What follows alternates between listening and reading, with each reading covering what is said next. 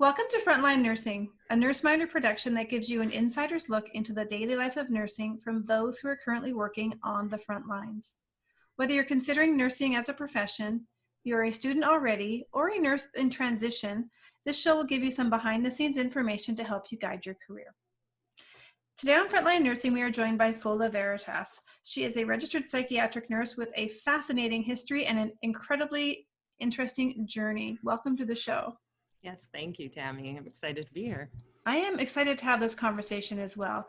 One, because we have some shared history in terms of the trauma that we've gone through, but you bring a new perspective that we haven't really had. We haven't had this voice on the show yet. So why don't you just start with telling us how you got into nursing? I love to find out people's origin story.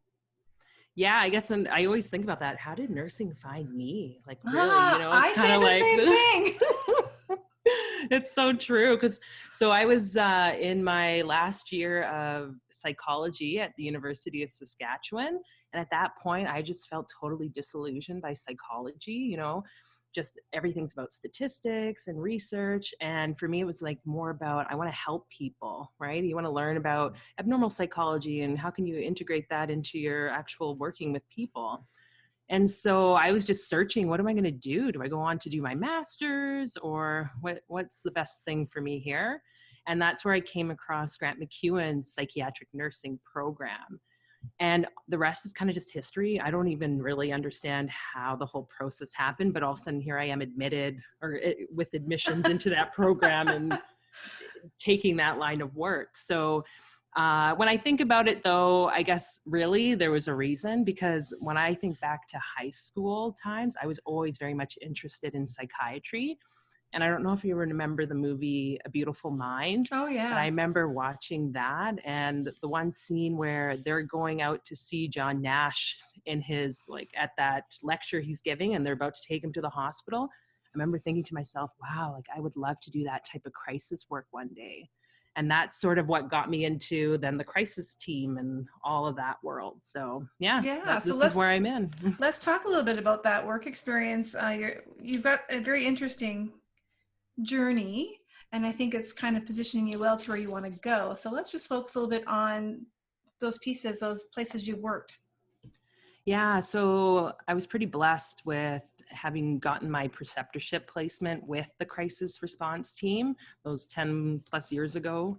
And I've really stayed within that program, which is now referred to as Access 24/7, but in a variety of different roles. Like as a therapist, I was doing that for quite a few years. And then when they started the urgent psychiatric clinic, I was a clinic nurse working quite closely with the psychiatrist there, and just, basic nursing secretarial sort of role, but really getting to learn a bit more about that world, right? And what works best for the clients and keeping them from being admitted from hospital.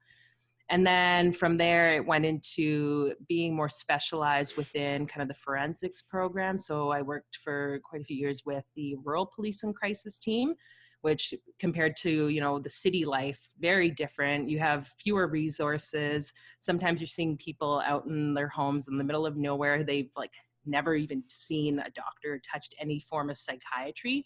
So you really have to be quite you have to really envision some other possibilities to get them connected and see what works for them. And then I took a brief period of time away from that and went into an inner city role. And at that point in my life, actually, I was kind of hoping to step away a bit from the police side of things, just because police and myself, some of the views are very different. I love working with police and having formed those connections, but I was like, okay, I need to leave. So I ended up going to a temporary job.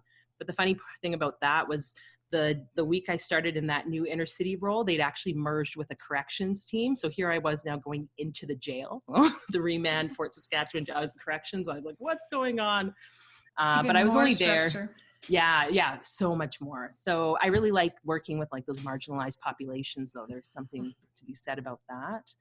And then from there, I did a brief stint at the supervised consumption site, which really was a big push for me. I always joke, you have the RN role. I say that's the real nurse. I'm a psych nurse. Even though, we learned IVs, we did all that medical surge stuff. I just never really felt in line with any of that. So stepping into the consumption site was just really, really pushing my boundaries. And I learned a lot. It was a really good experience. But then I just kind of left, and that's when I really started to look into more the holistic side of wellness. So I've just been pretty much casual, and then took a brief year period doing the clinical nurse educator role at Access 24/7 as they were doing their amalgamation. And that was a great experience for me to see how can you work with so many different types of personalities, supporting people who are going through a huge change. You know, we've talked a bit about the bullying and all these things, right? It can be the relationships between management and staff, and that's a whole other side that's quite fascinating, and how to coach them. So it's all kind of led me to where I am now within the healthcare and holistic wellness and the shamanism. So yeah. And I definitely want to come back and talk about where you are now. I want to dive into just a few more things about your experience. I think for those who are interested in registered psychiatric nursing, it'd be helpful just to hear a little bit more. You had mentioned the differences between urban and rural. Definitely, we see that even in acute care for those who work in the facilities, doing the med-surg nursing. We know that there's changes in resources, we have limitations, we have timelines. Can you speak to a little bit maybe about some of those, maybe just even a key moment where you really realize wow, this is so different, and I've got to really use my noggin. Yeah. Well, and I would say it's because I work so closely with police. So that role, it was myself and then a police partner. We'd go out covering a wide range of catchment areas, right? And you could really see it from the fact that, and this is a topic I think that's huge now, is with police and how they deal so much with mental health calls and calls that aren't really police related. And I can say one example was we'd seen someone who was quite unwell in the community, out actually way further than we probably should have been, but the team had seen this person before. And we ended up hoping to take this person in, but we couldn't because of a bunch of technical issues with the vehicle. And at that point, it was what other options do we have here? We couldn't get any other police to come out because just that catchment area, they were short-staffed. There were no other options to get someone to like home care or someone to go in a quick fashion, because then also when we look at mental health versus other medical models, a lot of people don't feel comfortable. They're not educated around mental health. And so they kind of just let it go. They're no, I don't want to get involved. And it's no fault of their own. But really it's just a limitation on the amount of access. Whereas in the city, we have, the assertive community treatment, which has extended hours, and they really go out, they see people, they drive people around. It's almost impossible to do that in such a large geographical area when you have one farm miles away from another or anywhere near a town or a city. And then you throw in the mental health aspect, and that's just another piece. They might have one mental health therapist at a clinic in some of these rural communities, and they're dealing with a lot of stuff already. And they're also having to look at not just adult population, they might also be dealing with the children's and youth, right? And so I think everyone's just really stretched, they're burnt out, they're trying to cope with their own personal issues, and it impacts the community because people aren't getting the support that they need. And then you throw in also the hospital, a lot of the emergency departments, they don't have psychiatry access, and they're not really well educated on the Mental Health Act or what are some of the possibilities for treatments, right? And it becomes an inconvenience when someone comes in with a mental health concern. So there's a lot that's missing there for sure. Definitely a lot of gaps. Yeah. So when you go out with the police officer, you're a team. Is that police officer dedicated to mental health calls that day so that you have, I'm assuming they're there for one, safety, to make sure that this isn't something more than just a mental health call, and that to make sure the scene is safe essentially before you can go in and do the work you do. Would they, I guess what I'm wondering is, if there were to be another emergency, a motor vehicle accident down the street, would they be pulled and you would have to go with, or are they dedicated to the mental health calls? Yeah, that's a great question. It kind of was varying at a period, but the ideal was it was a specific member who was designated to that team. Okay. And it was part of the Edmonton area district. So they weren't with a specific detachment like Stony Plain or Spruce Grove, but it had kind of switched to and from that over the years. So ideally, if there was something really major happening with another police member and we were nearby, then yeah, we might have to go and assist. I mean, the member would have to go and assist, Mm-hmm. not me. I just tend to stay in the vehicle because I don't get to carry a weapon. But yeah, we were solely about the mental health side. And the other members with the detachments, they would access our program to go and see clients, or, depending on kind of the situation, we might take over a mental health call just directly being put into their dispatch so that we can take it off their hands and let them be free for other like more police matters, right? Mm-hmm. Mm-hmm. And you're right, there's a different approach. We were just talking about this the other day. Obviously, what's going on in the world right now, that has really opened up a lot of dialogue around policing and who should be responding to these calls. There was that incident out east, I don't know if it was New Brunswick, Nova Scotia, where another person was, unfortunately lost their lives as a result of this mental health wellness check. And I had said to my husband, why don't they have a psych nurse or a social worker on these teams? And he goes, they do. And I had no idea. And talking to you today just shows me another way in which our nurses are out there doing this work on the front lines that we don't even talk about. We don't even celebrate. We don't know how hard you guys are working out there. Yeah, and there's quite a few across Canada of these police and crisis teams, like in the city and in the rural areas. And I know they work in a variety of different ways, but it's definitely a huge step forward, I think. And it's definitely needed. And it's such a great opportunity for healthcare staff to educate police and vice versa, because I also learned so many valuable tips on just how to communicate with police. And I think as a person of color and just seeing all the issues that we see now in the world really coming up, to me, I'm like, I get police sometimes cannot be the most positive experience, but it's also a matter of like, how do we communicate?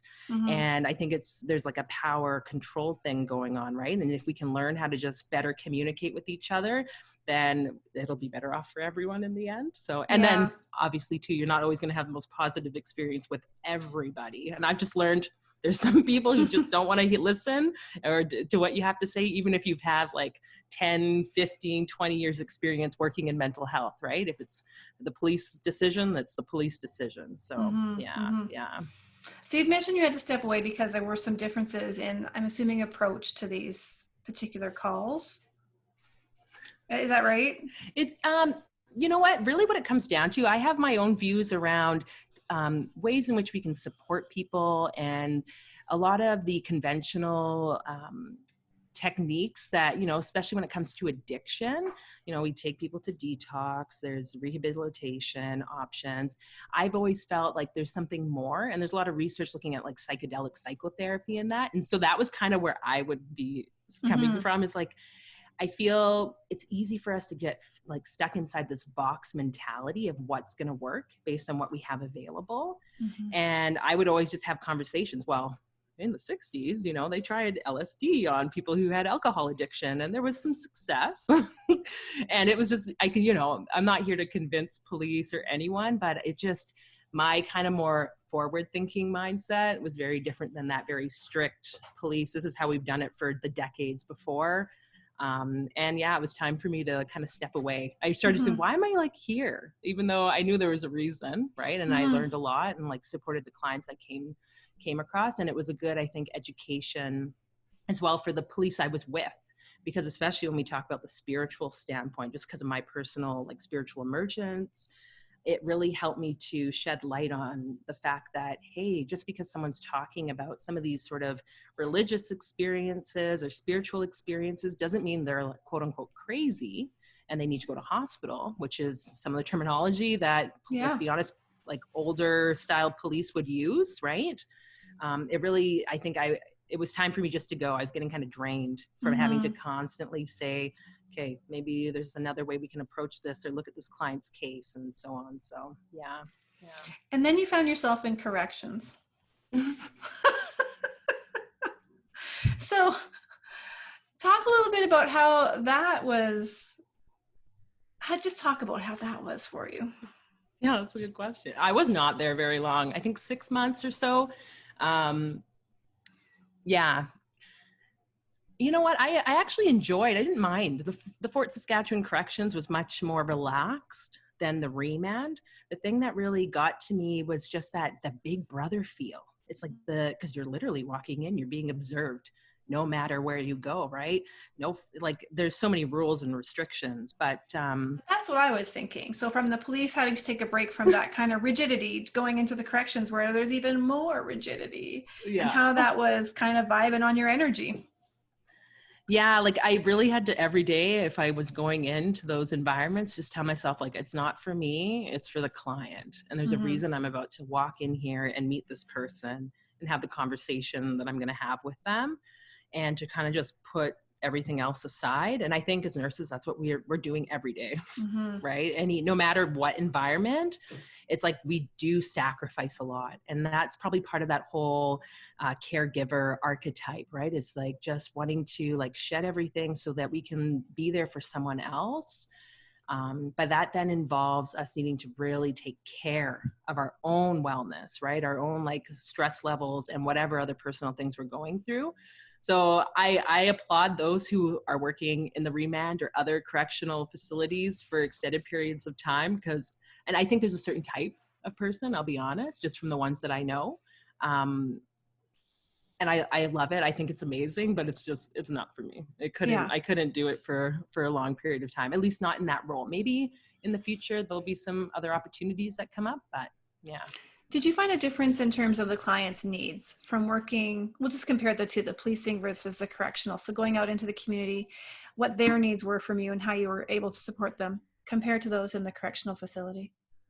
Yeah, I think the biggest one would be around housing and like more the social supports. That seemed to be what we were really getting involved with.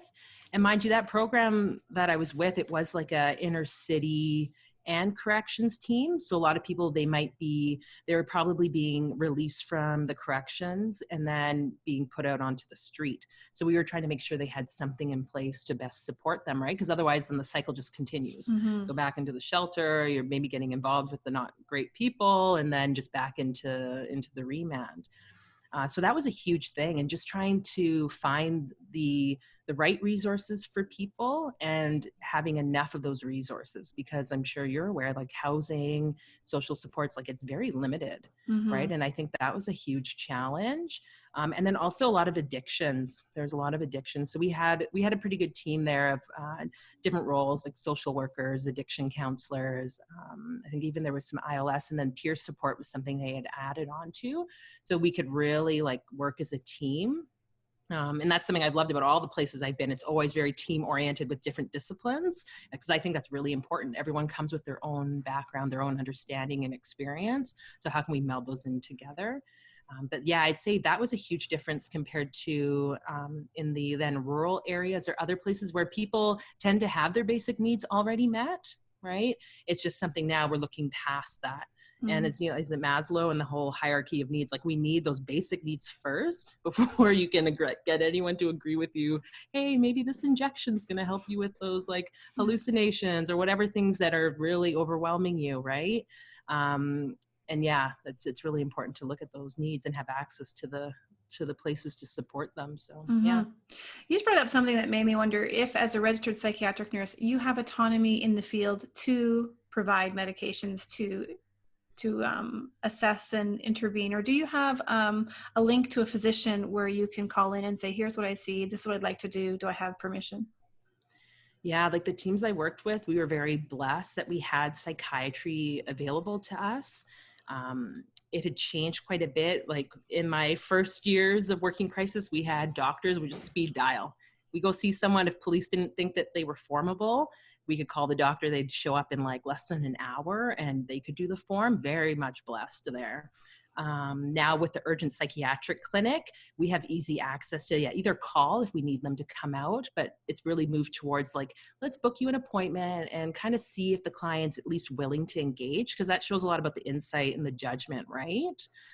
And even with the inner city team, there were a couple psychiatrists that were really good, and they would have clinics on certain days, like on the weekend at like say the women's emergency accommodation, WEAC.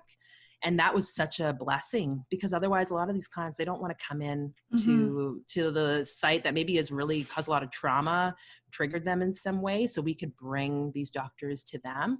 And most of the times in my personal experience, those doctors have been very like open and forward thinking, you know.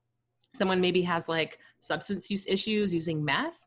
well, instead of us allowing them to continue using meth and going into that like psychotic state, what are some options to kind of help them? Some doctors might prescribe different type of stimulants and things to just kind of harm reduction approach, right? And I've seen a lot of success with something like that. So yeah, it's definitely good to have access to a physician or someone that can then prescribe medications or do kind of those orderings of different treatments. So Yeah. So overcoming the stigma is huge. I mean, not just from a perspective of going out and seeing them in their community or seeing them in a correctional facility, but helping them integrate back into society. But you'd also mentioned that, they would even struggle to come in to these places where they could get help because there's that stigma, there's that barrier.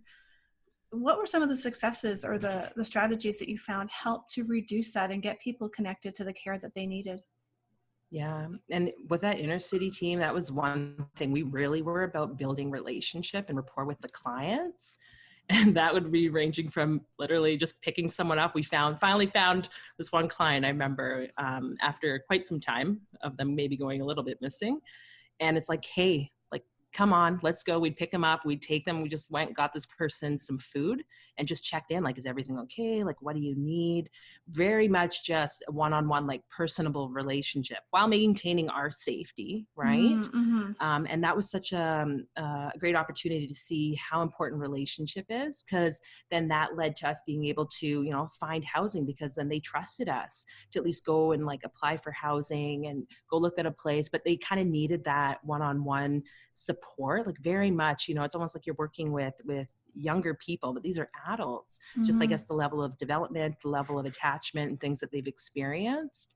And you don't really get that in a lot of other settings, right? Because first off, I mean, not that we had all the time in the world. Sometimes it's like you ended up dealing with one client for your whole day, which isn't ideal because then other people miss out, right? But at least we had that flexibility to be able to just focus on building those relationships, providing them with clothing or food, or making calls to the shelters, right? Mm-hmm. And that was another part too. We had a lot of great relationships with all the different agencies and programs in the inner city. And outside of that too, just so that we could kind of interact and engage, right? And I think that's so important. That's something that's missing in most other clinics or even in the hospital setting, right? Mm-hmm. When you talked about trust, it kind of made me reflect back. And I've shared my story with you before a little bit about when I was bullied and how I trusted nobody. Mm-hmm. And I didn't want to seek any services because I didn't know who I could trust to keep my stuff confidential. Where was it safe just to dissect things and work through things? And what are they going to say back to my boss? Because that wasn't, I was in the military, so they have to send a report back. But that connection to trust, so fundamental, that if you don't have trust, you have nothing. It won't even matter what you say or what you do for them. It's just not going to land in the intention that you want it to. Yeah, and that can be hard within psychiatry especially, but I think anywhere, right? Because you also are balancing on that line of like risk all the time. And depending on someone's insight into their situation, the amount of like delusional belief systems or the themes that are going on, it's like you still need to make sure that they are safe and everyone else is safe, especially if they're staying in like a public shelter, right? Because then it's impacting everyone else and other residents. You have to really just be monitoring how much can we be truthful of what we're hoping to provide with that to them, right? With sometimes maybe over promising, which I think happens everywhere. It's like, yeah, like just to appease people, right? But also knowing that like we have to be open and honest, and just, I think, being just upfront about everything. This is what we can try to do as the nursing staff. These are the boundaries in which everything can come in place, right? And just, again, repeating the Mental Health Act is something that I think I've learned is like, well, if you're a risk, right, to yourself or others, and there's something indicating like you're really decompensating, then we might have to start looking at other options, but just being really upfront with the client, because I think that's something we don't do a whole lot within like Western medicine, but especially within psychiatry, is we don't include clients as much in their care. And so why would anyone trust anyone else. Like, yeah, I look at my child too. It's like, if I don't keep her in the loop of what's happening, why would she listen to me? Right. So same thing goes with anyone receiving care. I think is as soon Yes. as they know they have a bit of autonomy and there's that trust factor and that people are being upfront about it, then they're more willing to engage and Mm-hmm. at least just be honest back about whether they Mm-hmm. want something or not. Right. Mm-hmm. So, yeah. Well, I just think it's such a marginalized population. And I had an opportunity to work with street outreach when I was in New Brunswick in my nursing degree and afterwards for a while. And I found it extremely humbling working with that population as well. Such an eye opener. They were just so thankful for everything, but they had to have trust in you in order to take it, right? Mm-hmm. They're not going to let you take their blood pressure or their blood sugars or talk to them about anything unless you could build that relationship first. So Yeah. fundamental. Now, you had shared with me that one of your biggest challenges was kind of really just accepting that you're a little different than what you thought you were supposed to be. Yes. You know, there's kind of this framework that you thought a nurse was supposed to be defined as and what their beliefs should be. But talk about that struggle and that realization. Yeah, and I think that's still happening before we came on, right? I tell you, I'm like almost every day it seems I'm coming into this new understanding and seeing kind of the path forward for myself. But really, when I mentioned that challenge, it's been for me as a very someone who's always been interested in spirituality and having had their own personal experience within mental health and spirituality. It's like, how do I meld these two worlds, right? Because I know in the school systems, we really drill into nursing, like it's all about holistic health, right? Mind, body, and soul, and biopsychosocial, spiritual, whatever. But I never really felt like they did that. They would talk about it, but then it was never really applied in like the workforce. And so that's been my kind of hope, is to see how can we actually bring those two together. And when you go and see a client and you're assessing them, and there's a lot of like spiritual sort of themes or conversations, and just because the staff who's hearing about that, whether it's the psychiatrist who's going to write a form one, right, or if it's the staff just doing the assessment, it can be hard for people because of their own personal lens to accept what they're hearing as truth or non-truth based on what they think is being seen or heard, right? And that's like a huge thing for me, because I think there's so many more possibilities out there, right? But we just want to shut people down, and it's really about balancing between how much do we allow within that like spiritual world. And again, I guess this comes down to the risk aspect, right? If there's a lot of risk based on what someone's telling us, and they're in those kind of like grandiose states, manic states of they're connecting to God and they're experiencing themselves as God. It's like, in a lot of other cultures, that's quite completely like normal, right? And it's actually like rites of passage into then the next part of their life. But for us here in Canada, especially, it's kind of seen as, no, like you're not right in the head, like you need medication, like stop talking about that. And I really feel like that's where my challenge is stepping up as someone who wants to educate others and see all the possibilities and kind of normalize those spiritual emergence experiences, so that other people can then just feel more empowered and not stigmatized, right? Or feel like, oh, there's something wrong with me. I have to be quiet about what I'm going through. So that's been like the biggest challenge, is just embracing all that for myself and also for others, right? That's really interesting, because I was reflecting as you were speaking there about my own discomfort with those moments as a result of a lack of knowledge and a lack of understanding, because I haven't gone through it myself. I don't have a connection. I can't make a contextual argument for understanding what's going on. And it made me think that perhaps that needs to be like a subspecialty post-grad. They have all these, you can become an orthotech, you can do all these things where you learn new skills, but wouldn't that be a fabulous add-on if we could actually dissect and dive into different religions, spiritualities, not to deep levels, but to levels where you can at least understand where somebody might be having this spiritual awakening?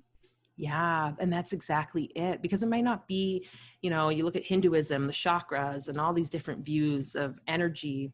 It's completely different than like traditional Chinese medicine, yet there's like underlying similarities. And I Mm-hmm. think, yeah, it's not necessary that we know everything about every spiritual religious belief, but just an awareness so that Mm-hmm. we can see what lens is someone looking through, or at least, because what happens a lot of times is people are going through things, but they're not sure, they don't have a framework or the language for what they're going through. And so Yeah. then it's almost impossible for them to communicate it to the psychiatrist or to their family or whoever, Yeah. right? And if we could at least provide them with that language and that framework, that's going to be so much more empowering than just Mm-hmm. saying like, no, don't talk about that. Like, this makes no sense to me because I don't understand what you're talking about. Right. So Mm-hmm. yeah, I would love to see that. That's kind of my hope in terms of like educating people and seeing for like everyone. Because I think even with like the RN program, right, psychiatry, I think it's becoming more common for people to spend as RNs to have more of a mental health placement or more education around mental health, whereas before it wasn't really the case, right? Is that correct? I went through mental health. I did a mental health placement and I graduated in 2006. So that's quite a while Okay. ago. I think what we're seeing now is due to so many students graduating and the need and the drain on the system is that we're losing sites because Mm. we can do some of them in an online environment. And so, for example, I know the university I work with now, they don't do a face-to-face mental health placement. It's online. You miss out Oh. on those moments, right? Like you're already going, oh yeah, like crush my soul. It's because it really is in those interactions where you really start to develop some empathy, some awareness. Yeah, Yeah. totally. Yeah. And I Mm-hmm. guess it's better than nothing, but there's something else to be said, right? And I always find that interesting because mental health, again, mental and emotional, that's part of the human as the whole. When we talk. So, Yeah. it's changing. It's changing. Mm-hmm. And I see the struggles, on an acute care med surg floor. And I've had them myself trying to care for somebody who has a medical problem, but also has a mental health problem. Am I Mhm. going to offend Yeah. anybody by saying that? I don't know if that's okay terminology. Well, yeah, mental health issues, mental health problems. I don't think that's inappropriate. It's just about, it's like wellness, right? Is there Mm-hmm. something coming up with the mental or emotional part of that person that needs to be looked at? And there's nothing wrong because we all have it. We've Yes, all gone through something in some form. I think that's part absolutely. of life. But Mm-hmm. it's just some people really struggle with it, right? And just go deeper and deeper into it. And that's where like maybe a little bit more people need to step up and support them or give them the opportunity to access, which, when we throw in the like term stigma and that when you go into an emergency department and you need that help, but people are then judging you because of, whether you are using drugs or you are from a certain race or a certain religious belief and you don't get the care you need, like that's a huge issue I think that needs Mm-hmm. to change, right? Mm-hmm. Yeah. Yeah. I think a lot of those moments, speaking just for myself, would be coming from a lack of knowledge and a Mm-hmm. lack of awareness. And so then it's like, this is different. I don't understand it. So I have to go with what I know, which is medical model. And that's kind of where I got to come in from. So that's why I think it would be really beneficial. And I'm actually surprised it's not part of, yes, mental health is part of the curriculum, but truthfully, it's like every patient needs it. We all have it, as you said. Well, and I think it would be more ideal to come from mental health from the perspective of not what are the diagnoses and treatments and labels and symptoms, whatever that someone could be going through that we need to be aware of. Like that's important, but it's also Mm-hmm. how do I now as the nurse or healthcare professional or friend even like support someone, listen empathically, right? Communicate in an efficient way. Make sure that the person has what they need or is supported, or at least where can they go to get that support. I think Mm-hmm. and especially when it comes to the Mental Health Act, like there's so many people who have no idea about the criteria of the Mental Health Act. And please don't ask me what they are because I probably will botch it No. on the recording, but I was just thinking, I don't know them either. I know someone asked me this the other day and I'm like, okay, let me just make sure, because it's so ingrained, but it comes down to other aspects of it and how can we support each other as like human to human. And I Mm-hmm. think, yeah, when you talk about empathy, and I feel like it's a huge part is the compassion, is seeing And I think that's what happens as staff is we see someone coming to us for help and then we get triggered because it's hurtful and they're suffering. But if we can all come from like a compassionate place of it's okay, like part of the human experience is sometimes suffering. It doesn't need to be stuck in that suffering. And if I'm here to like support someone and do the best that I can, that's going to alleviate their suffering. And it's going to like, it kind of empowers everyone in the situation. And just knowing that we're doing the best that we can. We don't have to then, like when we become triggered by that and then we feel powerless, then start making fun of the client or, there's a lot of these sort of behaviors just that we kind of mask the real pains that are going on inside. And I think that's a huge thing that we just need to be more mindful of, right? Yeah. I think some of the pain, again, speaking just for myself, I shouldn't try and say for everyone, is